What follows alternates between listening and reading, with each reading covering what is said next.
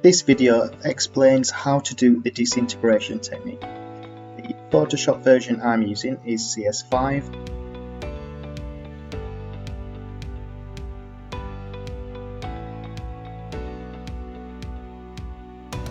What you will need is a portrait photograph. If you've not got any to hand, go to this website. This is unsplash.com.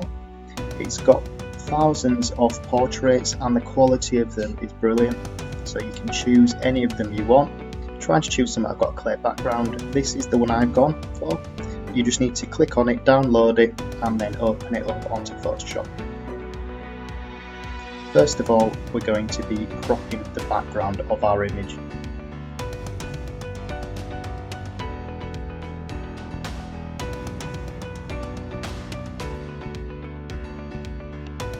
Firstly, select the quick selection tool.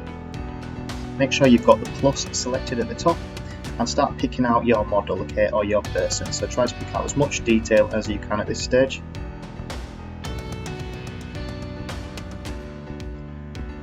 Once you have most of the person selected, click Refine Edge at the top. This will open up this. Now what you want to do is change it to overlay, okay, this makes it a little bit easier for us to see which is not selected. Now what I'm going to do is tick Smart Radius and I'm going to move the bar to around 3. And what I'm going to do now is just start picking out bits where I've missed. So this will pick up any fine wispy hairs and any details that you've missed before. It's a really good way of selecting all of the portrait and all of the hair and making a really neat job of it too. So take your time to do this really neatly.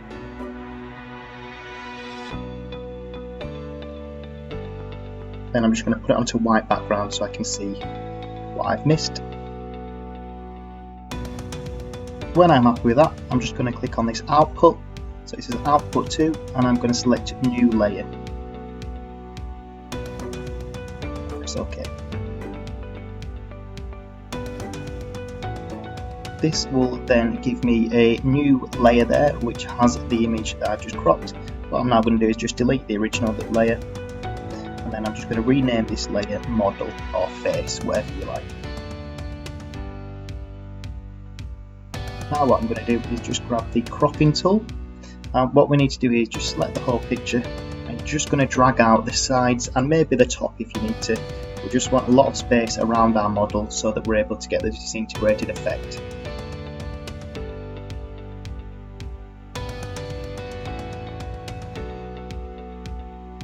What we're going to do now is going to create a background that our model will be sat on top of. So what you're going to do is select the circle at the bottom which is half black, half white. You're going to select the gradient tool and then from this drop down menu here you're going to choose the one that's black and white. So just click off this side there and then we're going to choose radial. Then we're going to keep it should be 90 degrees, we're going to reverse that,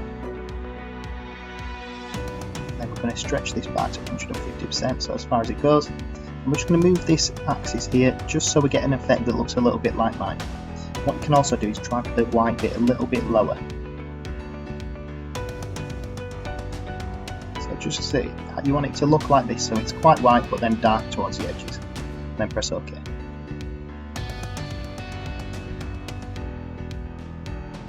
I'm going to drag that layer to the bottom and we're just going to rename that by double clicking on it, just we'll call it background.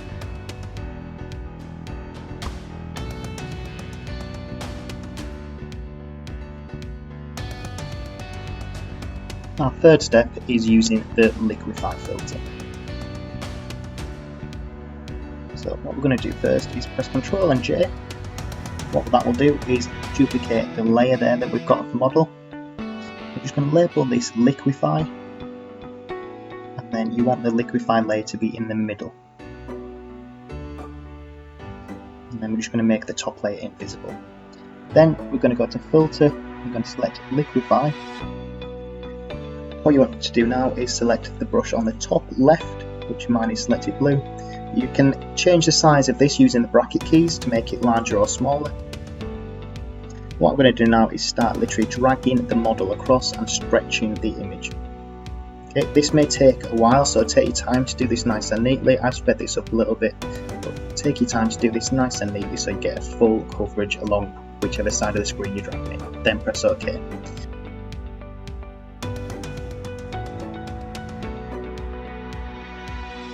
It can take a couple of minutes for that to load. What you want to do is download the brushes that I've added on the description. Okay, so there's a link to it. When you click on that link, it will come to this website, which is Brush Easy. You just want to click on the free download and then save it somewhere where you know where you saved it.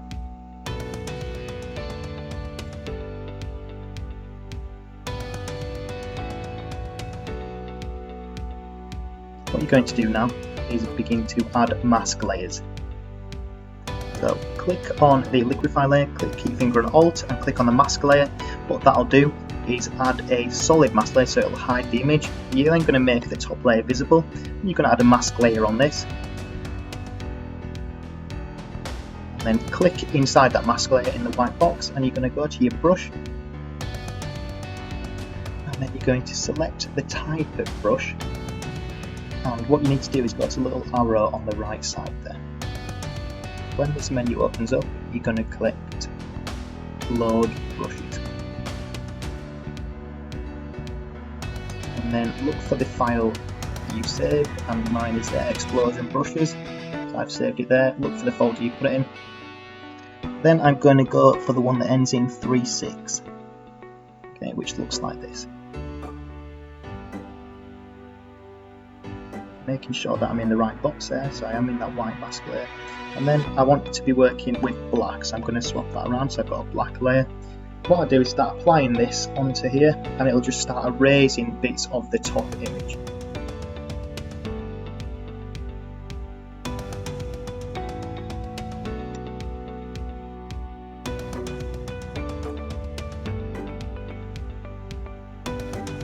So don't take too much off, around a third of the image. What I'm going to do now is click on the image below in the black mask layer, and I'm going to select this time a white colour to be working from. What I'm also going to do is click on the menu option for the brush, and I'm just going to change it around the angle of the brush again. So you can see there I've put the angle so it's just changed. You can also change the size of the brush. I want it to be quite large. And what I'll start doing now is make sure I'm on that black layer. And what this will do is actually show some of the layer below. So the layer that I stretched out, it starts to add the nice disintegrated effect onto it. You can use the bracket keys, as I'm doing here, just to enlarge it.